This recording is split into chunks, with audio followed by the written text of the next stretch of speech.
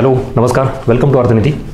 आजचा व्हिडिओ करण्यामागचा उद्देश असा की जे आपलं ऑफलाईनचं जे सेशन आहे सेमिनार रविवारी 24 डिसेंबर सकाळी 11 वाजता, त्या संदर्भात आपण इकॉनॉमिक्सबाबत 2024च्या दोन्ही परीक्षा टार्गेट ज्या विद्यार्थ्यांच्या करत आहेत त्याच्याबद्दलचे गायडन्स मार्गदर्शन करण्याचं सेशन आहे.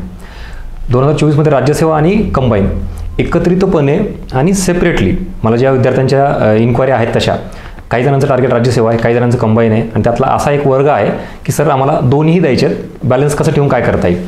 सो याच्याबाबत थोडं ऑनलाईनमध्ये लिमिटेशन्स येतात कम्युनिकेशनला. सो 2 वे कम्युनिकेशन झालं पाहिजे, समोरासमोर तुमची डाऊट क्लिअरिंग झाली पाहिजे. त्या दृष्टिकोनातून रविवारी जे आपलं आता 24 डिसेंबरला दुपारी सकाळी 11 वाजता जे सेशन आहे ते आवर्जून अटेंड करा. पुण्यातील विद्यार्थी जेवढे असतील त्यांच्यापर्यंत हा मेसेज पोहोचवा. जे पुण्याच्या बाहेर असतील त्यांच्यासाठी मी ऑनलाईनचं बघू आपलं काय करता येईल का. पण पुण्यात असणाऱ्या विद्यार्थ्यांनी आवर्जून काय अटेंड करायला, त्यात तुम्हाला या प्रश्नांचं उत्तर मिळेल की जे इकोच्या बाबतीत इकॉनॉमिक्स एक बेसिक सगळ्यात इम्पॉर्टंट प्रॉब्लेम जो आहे तो म्हणजे टॉपिक सेग्रिगेशनचा.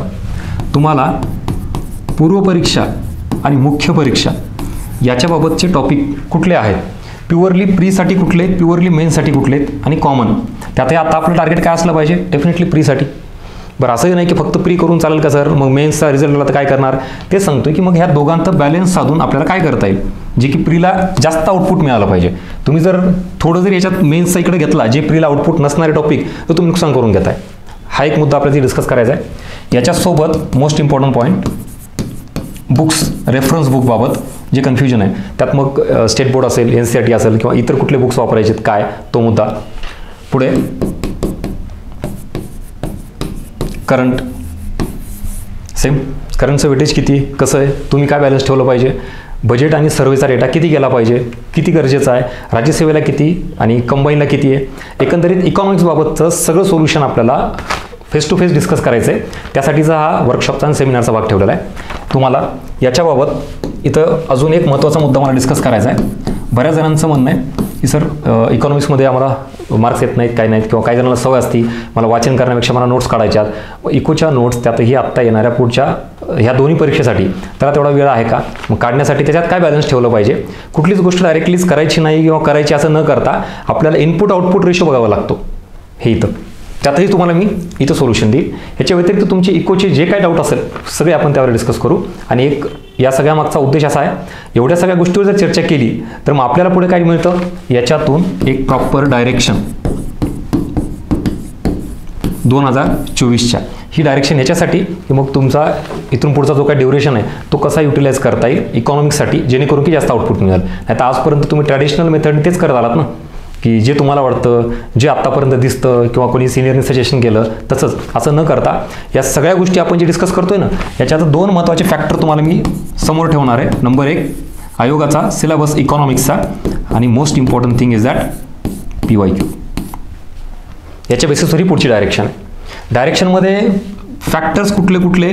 नंबर 1 तुम्ही आजपर्यंत सगळ्या गोष्टी रीडिंग म्हणा किंवा रिव्हिजन हे करत आलात, जे विशेषतः जुने विद्यार्थी त्यांच्याबद्दल बोलतो मी.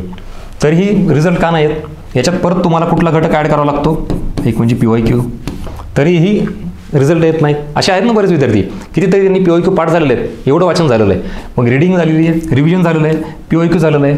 आता कुठला मुद्दा राहिलेला आहे, घटक राहिला आहे ज्याच्याकडे सगळ्यांचं दुर्लक्ष होतं, तो म्हणजे सगळ्यात मोस्ट इम्पॉर्टंट मुद्दा मित्रांनो, MCQ प्रॅक्टिस, जे आपल्या अर्थनीतीच्या टेलिग्राम चॅनलवर सध्या चालू आहे.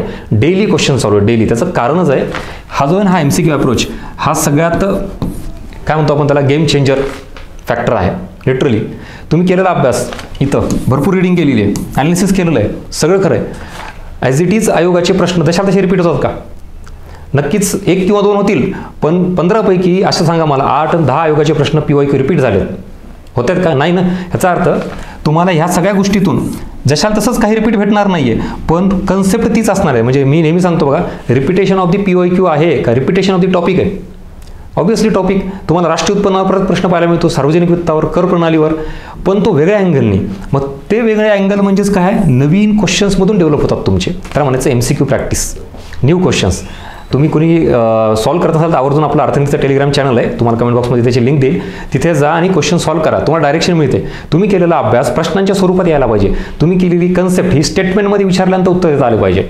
आणि जर तुम्हाला तिथं देता येत नसेल तर ते आत्ताच कळलं ना की आपण कुठे चुकतोय, कन्सेप्टला कमी पडतोय की फॅक्ट्सला कमी पडतोय.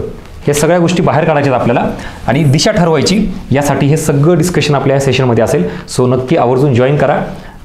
आणि याबाबत एक आपल्या लिमिटेशन आहेत कशाचे, सीट्सचे, अवेलेबिलिटीचे. त्यामुळे तुम्हाला जो नंबर दिलेला आहे ऑफिसचा किंवा याचा नसेल तर ह्या नंबरवर तुम्ही हे करू शकता, तुमचे रजिस्ट्रेशन.